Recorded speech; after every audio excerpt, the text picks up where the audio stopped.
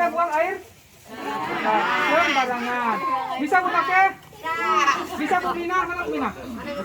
Bisa? Bisa? Oke, siap. Hari ini tanya siapa buang sembarangan hari ini? Apa Pak? Hari ini hari siapa ini ya? yang buang nih? Oh, boleh. Nah, Noning lu buang lah.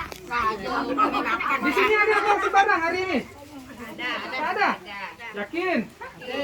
Tak mau ngaku dia Pak. Ya, kalau dia ngaku nanti saya mau kunjungan Coba sama kasih Bapak double ini. Siapa yang Azwan. ngaku dapat double 2. Oke, baik. Nah, sekarang Double 2 kata Jensen. yang pertama dari tadi kita masalah buang air besar sembarangan. Oke, kita ambil kesimpulan bahwa tidak boleh buang air besar sembarangan lagi.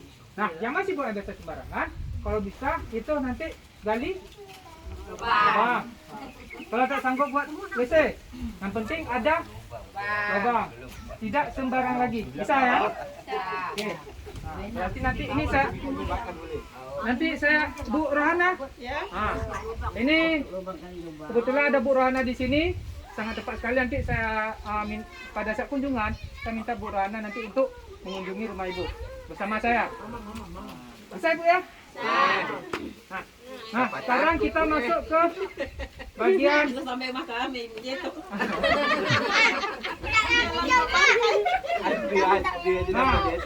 sekarang itu masuk ke cuci tangan pakai sabun. Tadi saya perhatikan ibu-ibu langsung makan, tak ada cuci tangan, langsung masuk aja. Nambah vitamin Pak. Oh, vitamin ya. Nah, di sini kita kan sekarang corona udah habis, kan?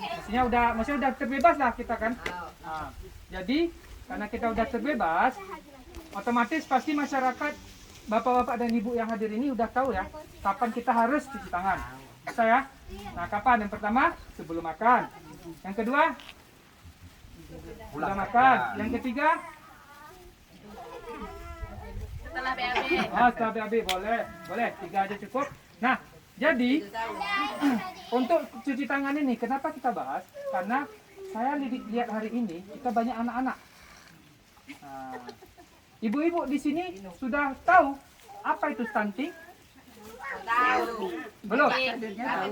Bu Kader tahu ya? Nah, stunting itu dia pertumbuhan anak sama tinggi badannya tidak seimbang ya Bu Kader ya? Nah, tidak seimbang. Dari faktornya selain dari masalah gizi, juga masalah sanitasinya. Sanitasinya seperti apa? Buang air besar sembarangan. Buang air besar sembarangan kenapa? Karena ketika kita buang air besar sembarangan, lalat tadi peran utamanya lalat, dia ke buat kotoran kita dan lalat itu terbang ke makanan sehingga anak itu kan anak-anak di sini pasti rentan sekali sakit, betul? Nah, dikit-dikit salah makan atau salah apa pasti nanti sakit. Nah, jadi berarti itu kita harus berperilaku hidup bersih dan sehat. Nah, dengan cara seperti apa? Mencegah adanya penularan penyakit melalui lingkungan. Nah, dengan cara seperti apa? Ada WC atau tidak buang air besar sembarangan. Yang kedua, melakukan cuci tangan pakai sabun setiap hari dan setiap saat, terutama pada anak-anak. Tolong diingatkan. Nah, kenapa? Karena kita tak tahu. Itu sering sekali pada saat kita melakukan penyuluhan atau perkumpulan masyarakat seperti ini, nanti ada ibu-ibu yang bertanya, Pak, anak saya dia cuci tangan ada, makan ada, bagus, tapi dia ada kena diare. Nanti ibu-ibu langsung berpikir bagaimana? Nah, oh itu anak kita tadi main di dekat semak-semak, otomatis kena apa namanya di sini kalau misalnya tetego ya? Di sini tetego. Nah, tetego. Padahal bukan tetego. Padahal tadi dari perilakunya yang tidak sehat. Nah, jadi dikaitkan ke tetego. Karena itu jelas sakit perut. Nah, jadi ayo kita sama-sama praktek cuci tangan pakai sabun. Ayo, tangannya di atas semua, Bu. Oke. Ayo. Angkat aja. Nah, ikuti saya ya. Yang pertama, gosok telapak tangan. Terus gosok punggung tangan. Gak bergantian. Terus sela-sela jari. Terus buku-buku jari. Gini. Nah, terus ibu jari. Nah, terus ujung jari atau kuku jari. Kemudian yang terakhir dicuci pakai air mengalir. Jangan pakai air apa? Yang di atas meja itu namanya? Baskom ya? Biasa kalau bapak-bapak yang pulang dari kerja makan nasi cuci tangan di atas meja itu namanya di tempat apa? Baskom. Nah, baskom. Nah, habis cuci di dalam baskom, kan cuci lagi. Bersih atau tidak? Tidak. Bagaimana Pak? Sering kayak gitu Pak? Iya, enggak juga. Oh, enggak juga. Oke, mantap. Nah, jadi ini masalah cuci tangan pakai sabun. Bisa ya? Ibu Noke? Ibu Noke? Bisa? Bisa?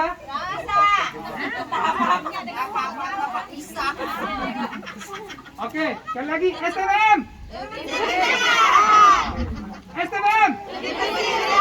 Ya, mantap. Terima kasih. Nah, sekarang masuk ke masalah makanan dan minuman. Saya pengen tahu, di sini ibu-ibu kalau membeli makanan itu yang perlu diperhatikan sekali apa? Yang pertama, yang diperhatikan pada saat membeli makanan, baik makanan sayur-sayuran atau ikan atau makanan kemasan yang dari kaleng-kaleng atau plastik yang sudah dibungkus. Yang pertama, oke, apa Pak Kader? Kadaluarsa. Yang kedua? Jamur. Yang ketiga? Oke, boleh. Nah, jadi ini kalau masalah makanan, ibu-ibu sudah paham ya. Yang penting diperhatikan kemasannya masih bagus atau tidak. Karena ada kemasan yang sudah rusak tapi kita beli, sedangkan itu tidak bagus lagi. Nah, yang kedua, expirednya tolong diperhatikan juga. Karena expired, kalau misalnya kita jual makanan expired, itu berdosa atau tidak? Dosa. Jadi sama saja kita membuat orang yang sakit, orang lain sakit, betul? Oke, makanan. Di sini penggunaan air, pakai air apa? Air sumur. Air minum pakai air apa? Air galon. Oke, mantap. Nah, sekarang masalah sampah.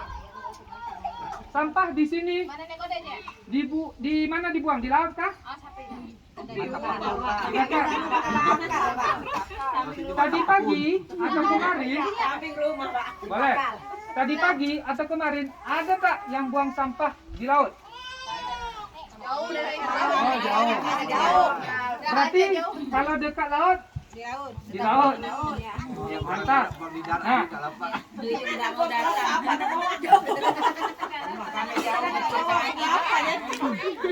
nah, ini bapak-bapak, ibu-ibu, ini ada sampah yang kita buang di laut. Kalau misalnya sampah yang kita buang di laut, itu kita yang biasa kita lihat di yang paling sering kita temui adalah botol plastik.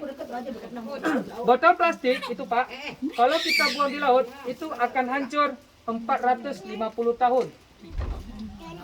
Akan hancur. Makanya itu dianjurkan sampah plastik tidak boleh buang di laut. Terus tali pancing. Bapak nyareng?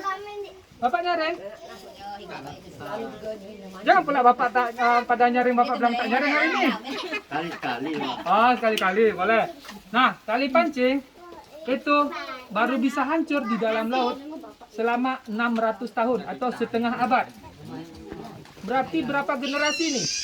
10 generasi baru bisa hancur. Terus botol kaca tak akan hancur.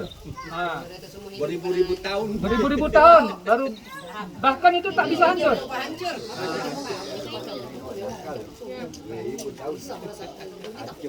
Terus di sini karena ada anak-anak, popoknya dibuang di mana? Ada yang masih pakai popok? Pampers ya? Ada, dibuang di tempat bakar sampah. ada yang dibuang di laut.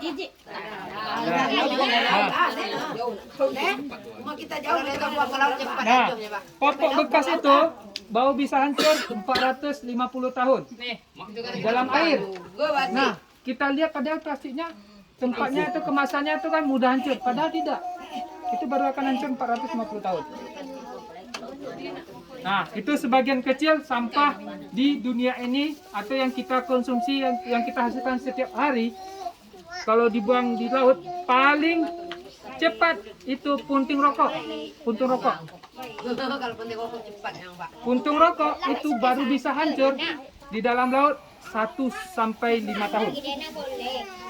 Kita lihat punting filternya itu biasa. Tapi kalau dibuang di laut itu lama-lama dia akan mengeras. Nah, jadi begitulah masalah sampah. Nah, sekarang yang terakhir, masalah limbah cair. Limbah cair. Di sini adanya pengamanan limbah cair. Bagaimana dimaksud pengamanan limbah cair itu? Bukan pengamanan limbah cair itu kita harus buat saluran atau buangan atau selokan ke parit, tidak. Tapi limbah cair atau limbah air kamar mandi itu yang dianjurkan adalah adanya saluran alami, boleh juga. Kalau misal kita tak mau yang repot-repot, supaya tidak keluar biaya, bisa juga nanti ibu-ibu atau bapak-bapak bisa disuruh ke suaminya untuk bikin pengamanan limbah cair yang seperti apa? Seperti yang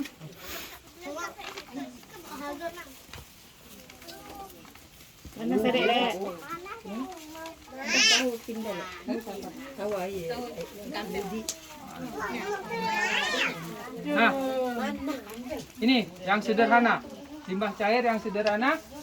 Ini kan disemen, tapi ini kita tidak perlu disemen. Yang penting ada alirannya saja. Nah, kenapa?